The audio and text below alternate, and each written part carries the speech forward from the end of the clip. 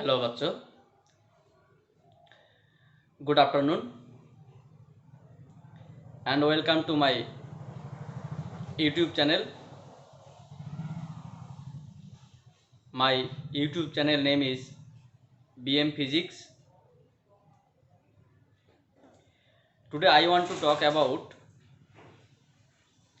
the new and interesting topic light of class 10 in physical science. I hope my all प्यारे बच्चों should be okay. The key points in this lecture is the minimum deviation for a optical prism. For an optical prism, কোনো একটি optical প্রিজমে ন্যূনতম চ্যুতি শর্ত at what condition the deviation should be minimum, কোন শর্তে একটি optical প্রিজমে চ্যুতিকোণ সর্বনিম্ন হয়। তো যাই হোক, আজকে আমরা এই 17তম লেকচারে আমাদের চ্যাপ্টারটা অবশ্যই লাইট, আমাদের চ্যাপ্টারের নাম হচ্ছে কি লাইট।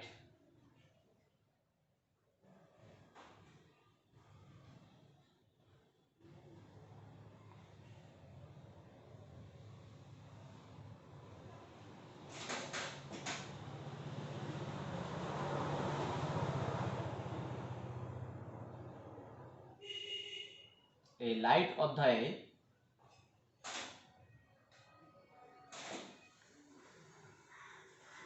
আমরা যে বিষয়টি আলোচনা করব এখন, দ্য মিনিমাম ডেভিয়েশন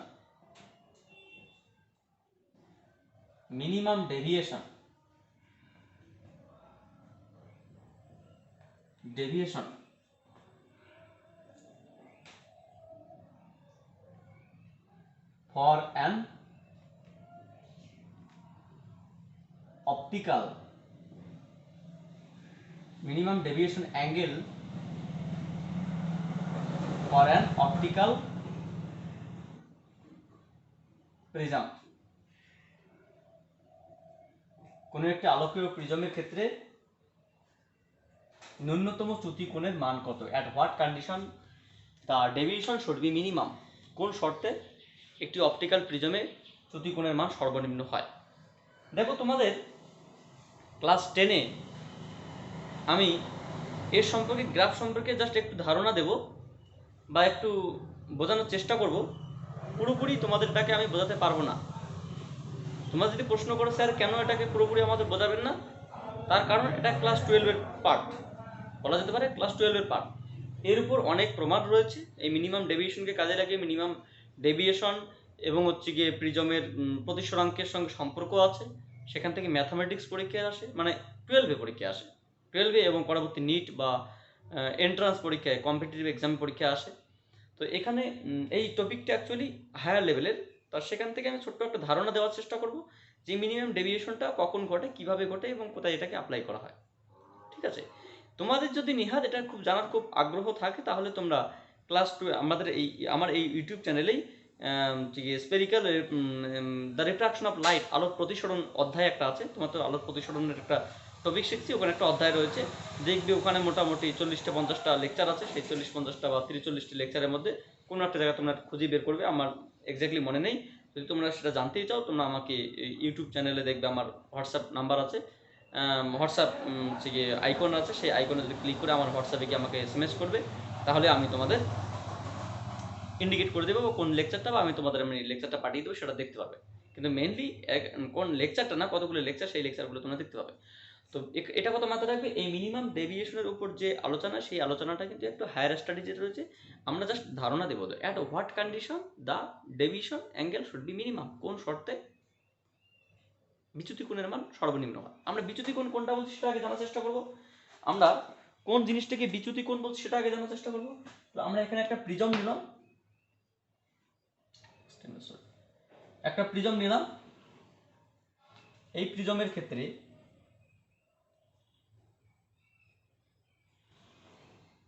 এটা বেস বা ভূমি, এটা prism section name A B C, এটা প্রতিসরক তল, এটা একটা প্রতিসরক তল, এটা একটা ভূমি, এটা একটা prism section, the angle of prism is a. একটা রশ্মি যদি প্রিজমের মধ্যে পি কিউ একটি আলোক রশ্মি এখানে গিয়ে পড়ে কোনো একটি প্রতিসরক তলে, রশ্মিটির নাম কি পি কিউ, যে বিন্দুতে গিয়ে পড়লো সেই বিন্দুতে যদি একটা আমরা অবিলম্ব অঙ্কন করি, একটা যদি অবিলম্ব অঙ্কন করি, তাহলে সেই অবিলম্বটার নাম আমরা বললাম এন ও। তাহলে আলোক রশ্মিটি কিভাবে পড়লো, যে অবিলম্বের সাপেক্ষে I1 কোণে আপতিত হলো। তাহলে যেহেতু লঘু মাধ্যম থেকে ঘন মাধ্যমে তথা কাছে গিয়ে পড়লো, ফলে আলোক রশ্মিটি মানে সরাসরি বেরিয়ে না গিয়ে অবিলম্বের দিকে কিছুটা বেঁকে আসবে। অ্যাকচুয়ালি আলোক রশ্মিটি যাওয়ার কথা ছিল এই পথে, অ্যাকচুয়ালি আলোক রশ্মি যাওয়ার কথা ছিল এই পথে, কিন্তু এই পথে না গিয়ে সে তার পথকে তার অভিমুখ পরিবর্তন করে সে এই পথে চলে গেল। তাহলে এবং অবিলম্বের সাপেক্ষে যে কোণে আসে সেটার নাম R1, যতটা কোণ বেঁকে গেল পথের সাপেক্ষে সেটা তোমার হচ্ছে ডেল্টা 1। আবার আলোক রশ্মি যখন কিউ থেকে আর বিন্দুতে গিয়ে পৌঁছলো, কিউ থেকে যখন আর বিন্দুতে গিয়ে পৌঁছলো, তখন এই আর বিন্দুতে যদি একটা অবিলম্ব অঙ্কন করি, সেই অবিলম্বের সাপেক্ষে আর বিন্দুতে যদি একটা অবিলম্ব অঙ্কন করা হয়, তাহলে সেই অবিলম্বের সাপেক্ষে দেখা যাবে এই রশ্মিটি R2 কোণে আপতিত হয়। এটা কিন্তু তোমার হচ্ছে কি এই তলে আপতন কোণ, এই প্রতিসরক তলে আপতন কোণ। আর আলোক রশ্মিটি যখন আর বিন্দু থেকে বেরিয়ে যাবে, তখন অ্যাকচুয়ালি এই দিকে যাওয়ার কথা ছিল, এই দিকে না গিয়ে সে অবিলম্ব থেকে কিছুটা দূরে সরে যাবে, অবিলম্ব থেকে কিছুটা দূরে সরে যাবে। তাহলে অ্যাকচুয়ালি যাওয়ার কথা কোন দিকে ছিল, অ্যাকচুয়ালি যাওয়ার কথা ছিল সে এই দিকে যাওয়ার কথা ছিল, কিন্তু এই দিকে না গিয়ে সে তার ওই মুখ পরিবর্তন করে এদিকে গেল।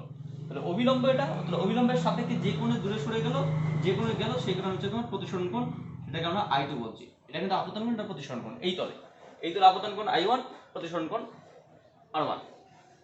তাহলে পি কিউ আর এস, তাহলে আর এস পথে বেরিয়ে গেল। তাহলে এবার আমরা বিষয়টা কি দেখবো, যে রশ্মি আমরা এইদিকে পাঠালাম কিন্তু রশ্মিটা অ্যাকচুয়ালি এইদিকে গেল। তাহলে এই রশ্মিটিকে যদি আমরা একটু পিছনের দিকে ব্যাক ডিরেক্টেড একটা রে টানি, পিছনের দিক পর্যন্ত যদি এটাকে আমরা ডটেড ডট লাইন টানি, তাহলে আলটিমেটলি আমরা দেখতে পাবো যে রশ্মিটা অ্যাকচুয়ালি যাওয়ার কথা ছিল এই দিকে, না গিয়ে সে এই দিকে গেল, অর্থাৎ এতটা কোণ বেঁকে চলে গেল। এটাকে বলা হচ্ছে ডেল্টা, যেটা এইটুকু আবার একটা বেঁকেছে, এটার নাম ডেল্টা 2। তাহলে মোট কতটা বেঁকেছে, মোট বেঁকেছে delta is equals to delta 1 plus delta 2, যেটা আমরা ইতিমধ্যে প্রমাণ করে পেয়েছি যে I1 plus I2 minus prism angle, that means A। এবং আমরা এটাও জেনেছিলাম যে যেটা প্রিজম অ্যাঙ্গেল আমরা পেয়েছিলাম, সেই প্রিজম অ্যাঙ্গেল অ্যাকচুয়ালি প্রতিসরক কোণ দুটি, মানে এই কোণ R1 এবং R2 সমষ্টি। দ্যাট মিনস আমরা এটাকে যাই আরও লিখতে পারি যে I1 plus I2 minus of R1 plus R2, এটা লিখতে পারি। এটা ইম্পর্টেন্ট না, আমাদের ডেভিয়েশনের যে চ্যুতি কোণ, সেই চ্যুতি কোণের রাশিমালাটা হচ্ছে কি delta is equal to this. এবার প্রশ্ন হচ্ছে কি অ্যাট হোয়াট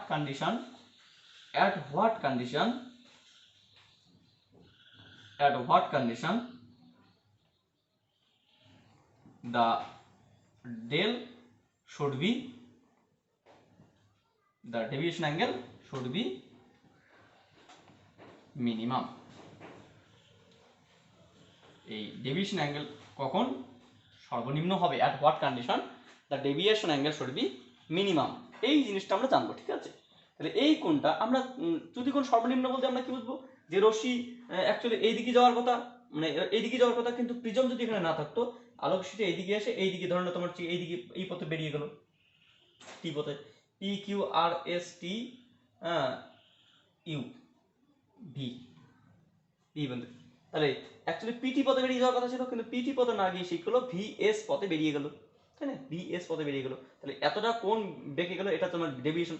তা ডেভিয়েশন এটাকে জিরো করা সম্ভব নয়, মিনিমাম বলতে জিরো করা সম্ভব নয়, এটাকে কমানো সম্ভব। মিনিমাম ডেভিয়েশনের সংজ্ঞা আমরা যদি বলি, যে সর্বনিম্ন চ্যুতি কোণের শর্ত কি, যে কোনো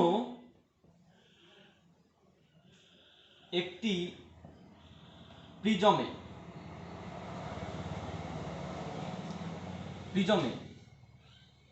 আপতন কোণের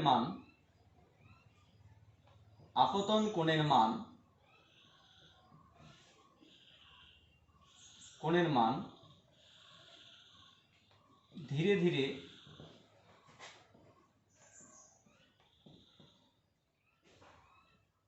বাড়াতে থাকলে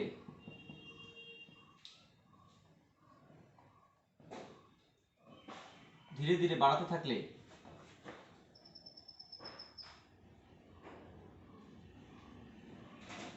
চ্যুতিকোণের মান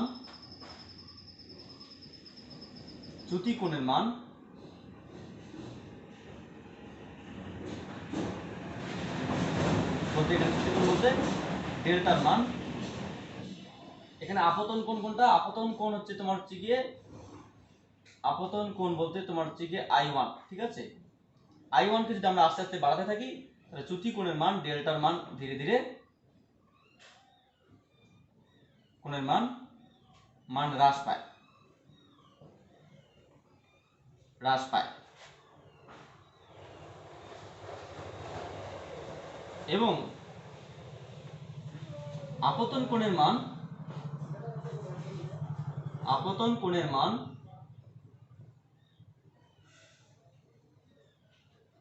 মান আরো বৃদ্ধি করলে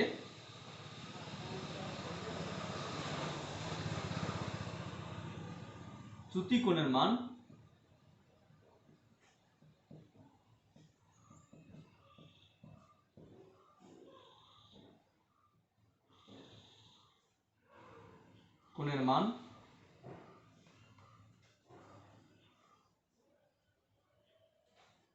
বৃদ্ধি পেতে থাকে।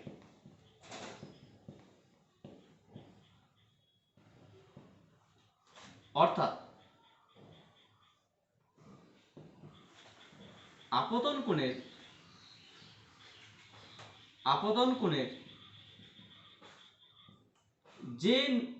যে মানের জন্য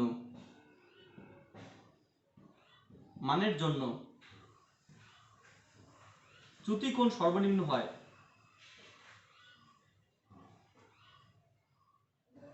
আপতন কোণে যে মানের জন্য চ্যুতিকোণ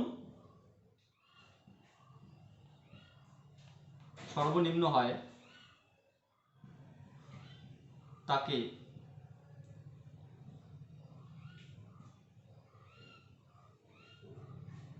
ন্যূনতম চ্যুতির শর্ত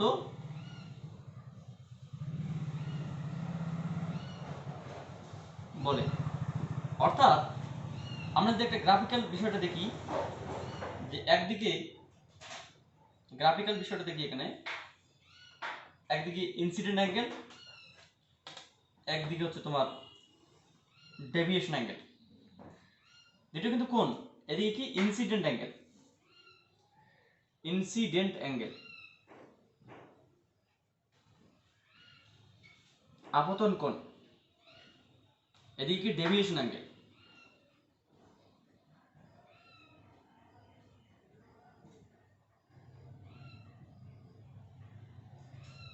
চ্যুতিকোণ ডেল্টা, এদিকে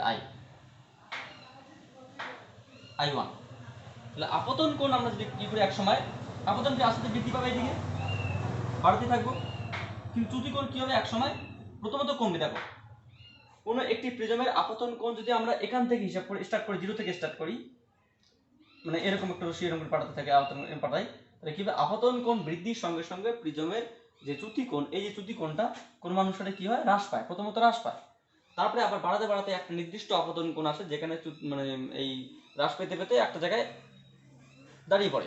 আবার আপতন কোণ যদি আরো বাড়ানো হয় তাহলে সেখান থেকে আবার চ্যুতিকোণ আবার বাড়তে থাকে। তাহলে কি আপতন কোণ প্রথমত যদি বৃদ্ধি করা হয় তাহলে চ্যুতিকোণ প্রথমত কি ধরনের চ্যুতিকোণ এখানে ছিল, সেখান থেকে চ্যুতিকোণ আস্তে আস্তে কমতে থাকে, কমতে একটা নির্দিষ্ট আপতন কোণের জন্য সব থেকে সর্বনিম্ন হয়, তারপরে আবার বৃদ্ধি পেতে থাকে। তার মানে কি আপতন কোণ যখন এইটুকু, তখন কিন্তু তোমার চ্যুতিকোণ কত, এটা ডেল্টা, আপতন কত এইটুকু, আপতন কোণ তোমার আরো বাড়লো, এখানে আসলো, তখন চ্যুতিকোণ কিন্তু তোমার কমলো, ডেল্টা কিন্তু কমে আসলো, ডেল্টা অ্যাকচুয়ালি বাড়ানো কোথায় দিকে, ডেল্টা কমলো। আপতন কোণ যদি আরো বাড়ে তাহলে ডেল্টা কিন্তু তোমার আরো কমবে, তাহলে আপতন কোণ যদি আরো বাড়ানো হয় ডেল্টা কিন্তু তোমার আরো কমবে। তাহলে আপতন কোণের একটা নির্দিষ্ট মান আছে যেখানে ডেল্টা সর্বনিম্ন হবে। তাহলে আপতন কোণ এটাকে বলা I0 বা এটাকে I min বলা হয়, ঠিক আছে, I min বলা হয়, বা এটাকে I0 দিয়ে প্রকাশ করা হয়, এটাকে আমরা I1 বলছি। তাহলে আপতন কোণে যে সর্বনিম্ন যে মানের জন্য আপতন কোণে যে মানের জন্য চ্যুতিকোণ সর্বনিম্ন হয়, আবার আপতন কোণ যদি আমরা আরো বাড়াতে থাকি তাহলে চ্যুতিকোণ কি এবার উল্টো দিকে বাড়তে থাকবে, চ্যুতিকোণ এবার বাড়তে থাকবে, চ্যুতিকোণ বাড়তে থাকবে। তাহলে আপতন কোণের যে মানের জন্য the deviation angle of an prism should be minimum, this angle is known as the condition for minimum deviation। তাহলে এই আপতন কোণের সেই মানের জন্য এখানে ডেভিয়েশনটা সর্বনিম্ন হবে। এবার এটা কিভাবে ঘটে, এর অনেক ম্যাথামেটিক্স রয়েছে, সেই সমস্ত ম্যাথামেটিক্স আমি তোমাদের ক্লাস 10-এর এই ছোট্ট টপিকের মধ্যে আলোচনা করতে পারবো না, ঠিক আছে। যদি তোমাদের নেহাত জানতেই হয় তোমরা আমার লেকচার সিরিজে যাবে, ওখানে পড়া আছে ইতিমধ্যে, সেখান থেকে তোমরা একটু জানবে, ঠিক আছে। তাহলে এই অ্যাঙ্গেল এই ডেভিয়েশনকে বলা হবে মিনিমাম ডেভিয়েশন, ডেল্টা মিন।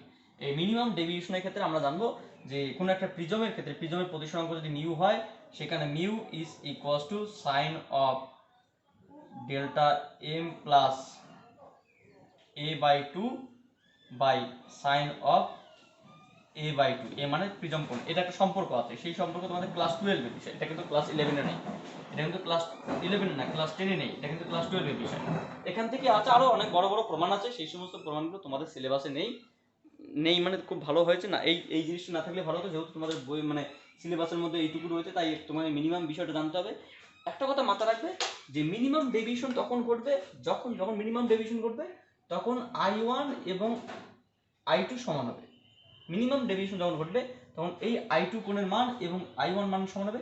শুধুমাত্র I1 আর I2 না, তখন R1 R2 ও সমান হবে। অর্থাৎ আমরা যদি আরো ভালো করে বলি, ধরো একটা সমান্তরাল কাচ প্লেট, এইরকম একটা ঘটনা ভাবো, একটা সমান্তরাল কাচ প্লেট, এরকম করে একটা আলোক রশ্মি আসলো, এখানে কি অবিলম্ব আছে, সেটা তোমার I1 কোণ, এখান থেকে তোমার R1 কোণে বেরিয়ে গেল, এখানে যখন পড়লো সেটা কত, এটা R2, আবার যখন বেরিয়ে গেল তখন কত, আবার I2 কোণে বেরিয়ে গেল। তাহলে অ্যাকচুয়ালি এখানে R1 এবং R2 সমান হবে এবং I1 এবং I2 সমান হবে। এই যে শর্তটা, যেটা আমরা সমান্তরাল কাচ প্লেটের ক্ষেত্রে শর্তটা অনেকটা প্রিজমের ক্ষেত্রে ঠিক একই শর্ত ঘটাবে।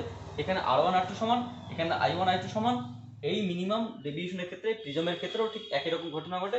প্রিজমের at what condition the deviation should be minimum, when the incident angle of the ray of incident angle and the emergent angle should be equal and the R1 R2 also equal. This condition is known as the minimum condition.